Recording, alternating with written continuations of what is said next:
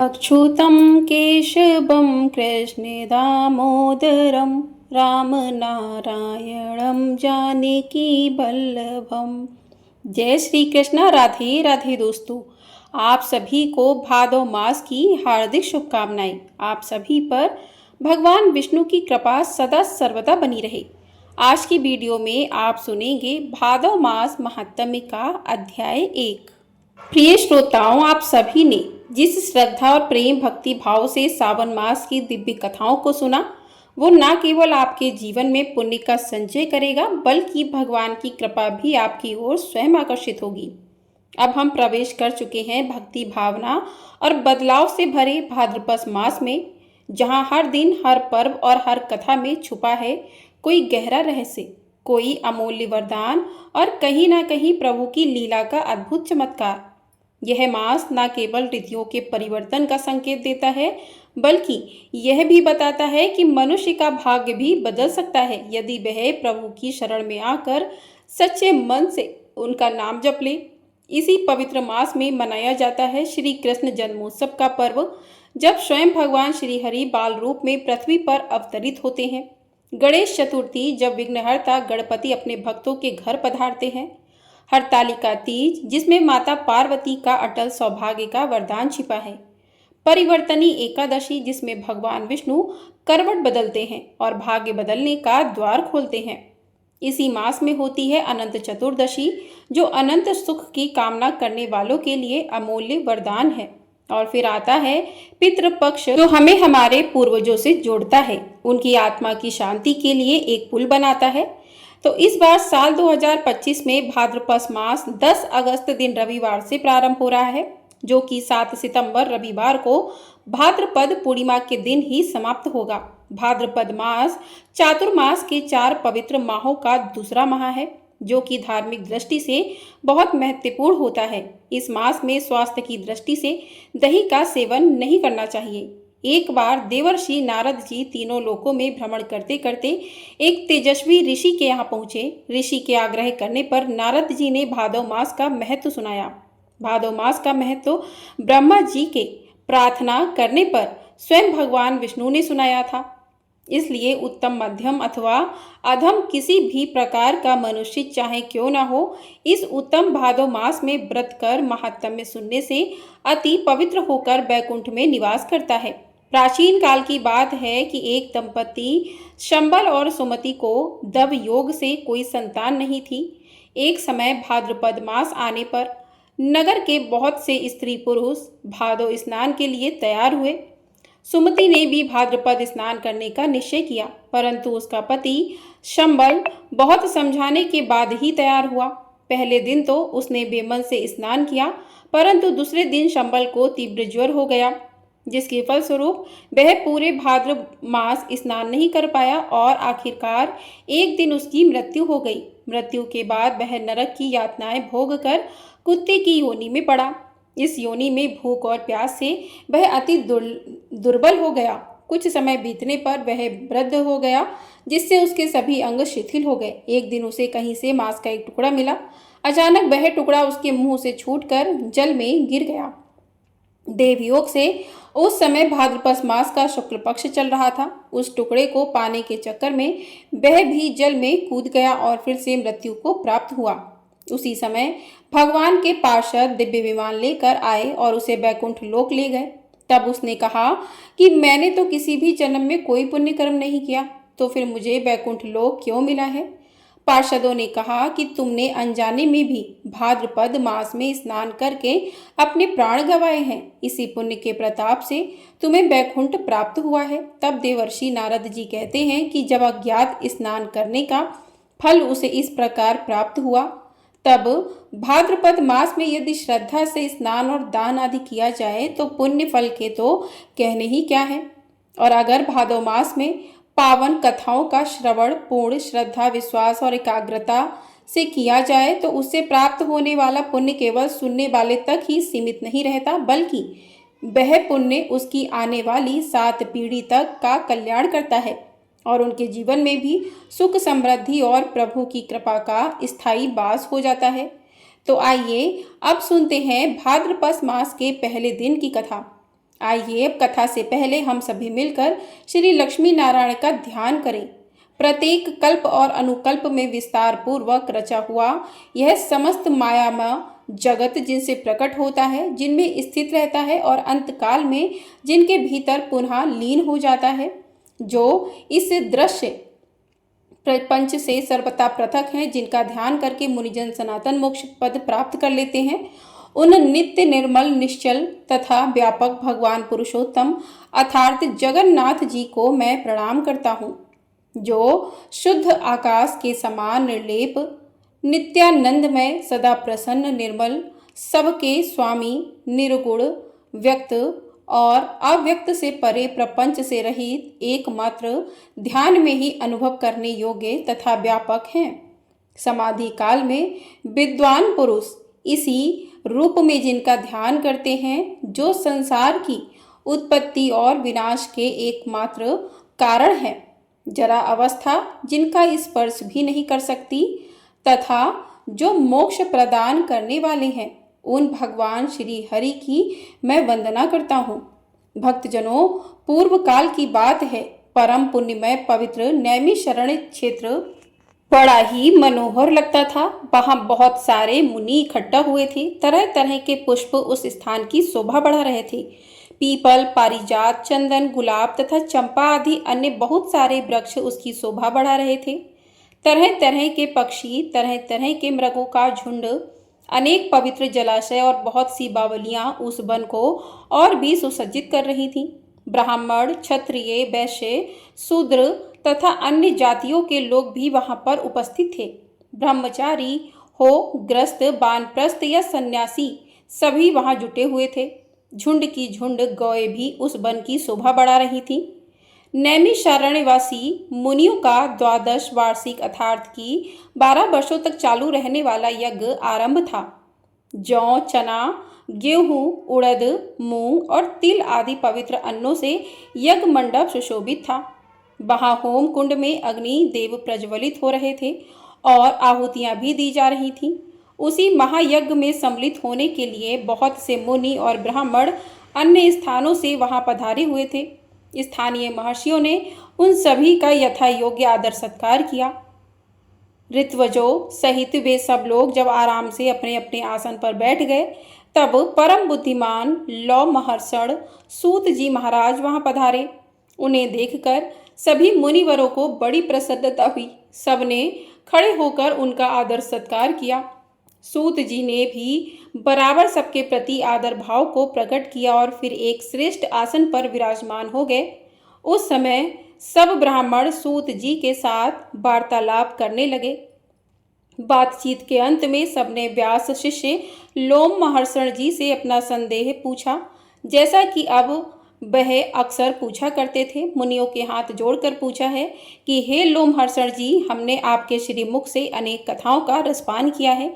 अब आप कृपया कर प्रभु के जन्म की कथा भी विस्तार पूर्वक कहिए। उन महात्मा ने इस पृथ्वी का किस प्रकार दोहन किया था? मुनियों का प्रश्न करने पर लौ महर्षि जी इस प्रकार बोले कि द्विजवरों, मैं बेन कुमार पृथु की कथा विस्तार के साथ सुनाता हूँ। आप सब लोग भी एकाग्रचित होकर सुनिए कि हे ब्राह्मणों, जो पवित्र नहीं रहता, जिसका हृदय खोटा है, जो अपने शासन में नहीं है, जो व्रत का पालन नहीं करता हो और जो कृतज्ञ और अहितकारी है, ऐसे पुरुष को मैं यह प्रसंग कभी नहीं सुना सकता। यह स्वर्ग देने वाला, यश और आयु की वृद्धि करने वाला, परम धन्य, वेदों के तुल्य, माननीय तथा गढ़ रहस्य है और ऋषियों ने जैसा कहा है वह सब मैं ज्यों का त्यों सुना रहा हूँ। सभी सावधान होकर सुनिए। जो प्रतिदिन ब्राह्मणों को नमस्कार करके बेन कुमार पृथु के चरित्र का विस्तार पूर्वक कीर्तन करता है, उसे अमुक कर्म मैंने किया और अमुक नहीं किया, इस बात का शौक कभी नहीं होता। पूर्व समय की बात है। हे ऋषिवरों, अत्रि कुल में उत्पन्न प्रजापति अंग बड़े धर्मात्मा और धर्म के रक्षक थे। वे अत्रि के समान ही तेजस्वी थे और उन्हीं का पुत्र था बेन, जो धर्म के तत्व को बिल्कुल भी नहीं समझता था। उसका जन्म मृत्यु कन्या सुनीता के गर्भ से हुआ था। अपने नाना के स्वभाव दोष के कारण वह धर्म को पीछे रखकर काम और लोभ में प्रवृत्त हो गया। उसने धर्म की मर्यादा भंग कर दी और वह बेन वैदिक धर्मों का उल्लंघन करके अधर्म में लीन हो गया। विनाशकाल जब आया तब उसने यह क्रूर प्रतिज्ञा कर ली थी कि किसी को यज्ञ और होम नहीं करने दिया जाएगा। यजन करने योग्य, यज्ञ करने वाला तथा यज्ञ भी मैं ही हूँ। मेरे ही लिए यज्ञ करना चाहिए और मेरे ही उद्देश्य से हवन भी होना चाहिए। इस प्रकार मर्यादा का उल्लंघन करके सब कुछ ग्रहण करने वाले उस अयोग्य बेन से मरीच आदि सभी महर्षियों ने कहा कि बेन, हम अनेक वर्षों के लिए यज्ञ की दीक्षा ग्रहण करने वाले हैं, तुम अधर्म मत करो। यह यज्ञ आदि कार्य सनातन धर्म है।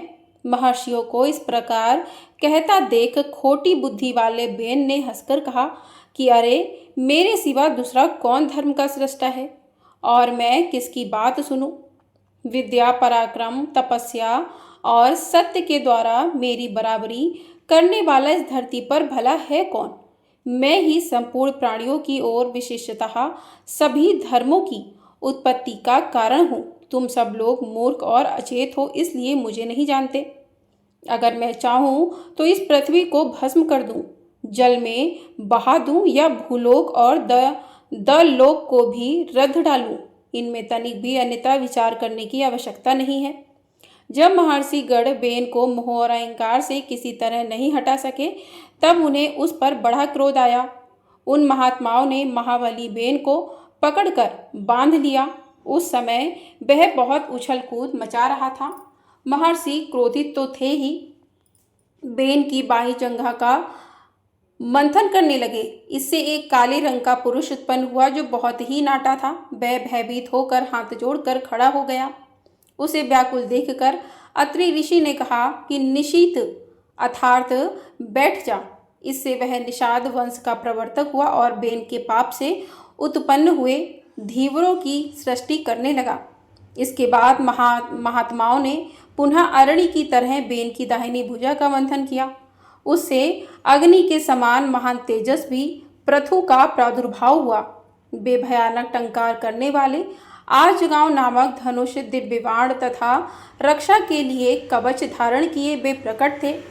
उनके उत्पन्न होने पर समस्त प्राणी बड़े प्रसन्न हुए और चारों ओर से वह एकत्रित होने लगे। बेन स्वर्गगामी हो गया, अर्थात वह स्वर्ग को चला गया। महात्मा पृथु जैसे सत्पुत्र ने उत्पन्न होकर बेन को पम नामक नरक से मुक्ति दिला दी।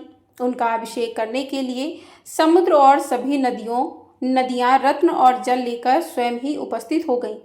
अंगिरस देवताओं के साथ भगवान ब्रह्मा जी तथा समस्त चराचर भूतों ने वहां पर आकर राजा पृथु का राज्याभिषेक किया। उन महाराज ने सभी प्रजा का मनोरंजन किया। उनके पिता ने प्रजा को बहुत दुख दिया था, लेकिन राजा पृथु ने उन सबको प्रसन्न कर लिया। प्रजा का मनोरंजन करने के कारण ही उनका नाम राजा हुआ। जब वे समुद्र की यात्रा करते तब उनका जल स्थिर हो जाता था। पर्वत उन्हें जाने के लिए स्वयं ही मार्ग दे दिया करते थे और उनके रथ की ध्वजा कभी भी भंग नहीं हुई। उनके राज्य में पृथ्वी बिना जोते बोए ही अन्न पैदा करती थी। राजा का चिंतन करने मात्र से अन्न सिद्ध हो जाता था। सभी गौएं कामधेनु बन गई थी और पत्तों के दोने दोने में मधु भरा रहता था। उस समय राजा पृथु ने ब्रह्मा जी से संबंध रखने वाला एक यज्ञ किया जिसे पैतामह कहते हैं। उसमें सोमभशक के दिन सूति अर्थात सोमरस निकालने की भूमि से परम बुद्धिमान सूत जी की उत्पत्ति हुई। उसी महायज्ञ में विद्वान मांगद का भी प्रादुर्भाव हुआ। उन दोनों को महर्षियों ने पृथु की स्तुति करने के लिए बुलाया और कहा कि तुम लोग इन महाराज की स्तुति करो। यह कार्य तुम्हारे अनुरूप है और यह महाराज भी इसके योग्य पात्र हैं।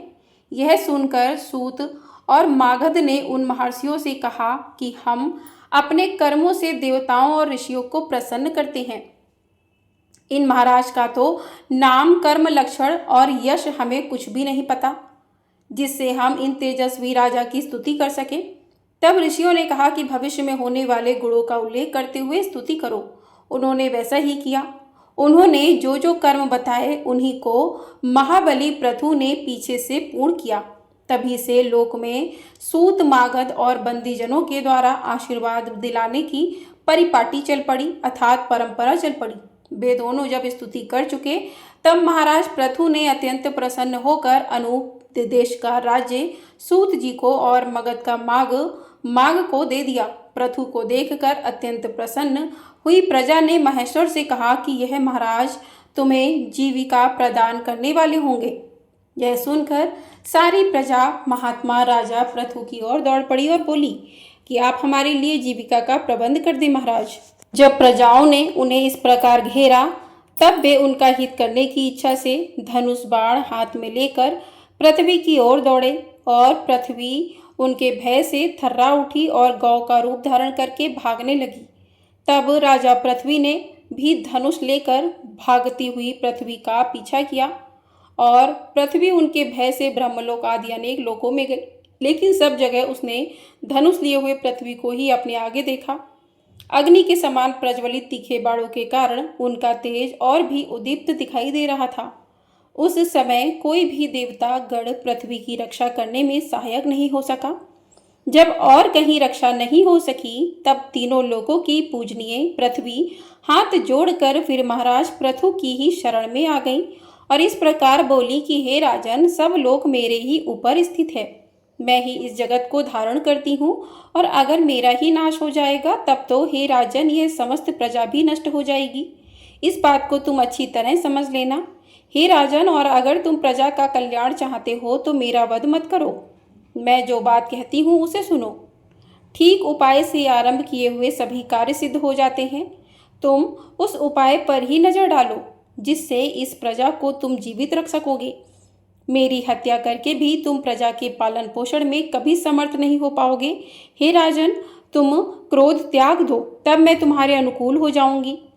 त्रग्न योगिनी में भी स्त्री को अवधि बताया गया है। अगर यह बात सत्य है तो तुम्हें धर्म का त्याग कभी नहीं करना चाहिए। पृथ्वी की बात सुनकर राजा प्रथु कहने लगे कि भद्रे, जो अपने या पराये किसी एक के लिए बहुत से प्राणियों का वध करता है तो उसे अनंत पाप लगता है, लेकिन जिस अशुभ व्यक्ति का वध करने पर बहुत सारे लोग सुखी हो सकते हैं उसको मारने से पातक या उपपातक कुछ नहीं लगता। इसलिए वसुंधरे, मैं प्रजा का कल्याण करने के लिए तुम्हारा वध तो अवश्य करूँगा। अगर मेरे कहने से आज संसार का कल्याण तुम नहीं करोगी तो अपने बाण से मैं तुम्हारा नाश कर दूंगा और तब मैं अपने आप को ही पृथ्वी रूप में प्रकट करके खुद अपनी प्रजा को धारण करूंगा। इसलिए तुम मेरी आज्ञा मानकर समस्त प्रजा की जीवन रक्षा करो, क्योंकि तुम सबके धारण में समर्थ हो। इस समय तुम मेरी पुत्री बन जाओ, तभी मैं इस भयंकर बाण को जो तुम्हारा वध करने के लिए तत्पर हो रहा है रोक पाऊंगा। राजा पृथ्वी की बात सुनकर पृथ्वी बोली कि वीर, निसंदेह मैं यह सब कुछ करूंगी। मेरे लिए कोई बछड़ा देखो जिसके प्रति स्नेह युक्त होकर मैं दूध दे सकूं। धर्मात्माओं में श्रेष्ठ हे राजन, तुम मुझे सब ओर बराबर कर दो जिससे मेरा दूध सब और बह सके। तब राजा पृथु ने अपने धनुष की नोक से लाखों पर्वतों को उखाड़ा और उन्हें एक स्थान पर एकत्रित कर दिया। इससे पर्वत बढ़ गए। इससे पहले की सृष्टि में धरती समतल न होने के कारण पुरों या फिर ग्रामों का कोई सीमाबद्ध विभाग नहीं हो सका था। उस समय अन्न, गौरक्षा, खेती और व्यापार भी नहीं होते थे। यह सब तो बेन कुमार पृथु के समय से ही आरंभ हुआ था। भूमि का जो जो भाग समतल था वहीं वहीं पर सभी प्रजा ने रहना पसंद किया। उस समय तक प्रजा का आहार केवल फल मूल ही होता था और वह भी बड़ी कठिनाई से उन्हें मिल पाता था। राजा पृथु ने स्वयंभू मनु को बछड़ा बनाकर अपने हाथ में ही पृथ्वी को धो लिया। उन प्रतापी राजा ने पृथ्वी से सब प्रकार के अन्नों का दोहन किया। उसी अन्न से आज भी सब प्रजा जीवन धारण करती है। उस समय ऋषि, देवता, पितर, नाग, दैत्य, यक्ष, पुण्यजन, गंधर्व, पर्वत और वृक्ष सब ने पृथ्वी को दुहा। उनके दूध, बछड़ा, पात्र और धोने वाला ये सभी अलग अलग थे। इस प्रकार सबका भरण पोषण करने वाली यह पावन वसुंधरा समस्त चराचर जगत की आधारभूता और उत्पत्ति स्थान है। यह सभी इच्छाओं को पूर्ण करने वाली और सभी प्रकार के अन्नों को अंकुरित करने वाली है। गौरूपा पृथ्वी मेदिनी के नाम से विख्यात है और यह समुद्र तक पृथु के ही अधिकार में थी। मधु और कैटब के मेद से व्याप्त होने के कारण यह मेदिनी कहलाती है। फिर राजा पृथु की आज्ञा के अनुसार भूदेवी उनकी पुत्री बन गई, इसलिए इसे पृथ्वी भी कहते हैं।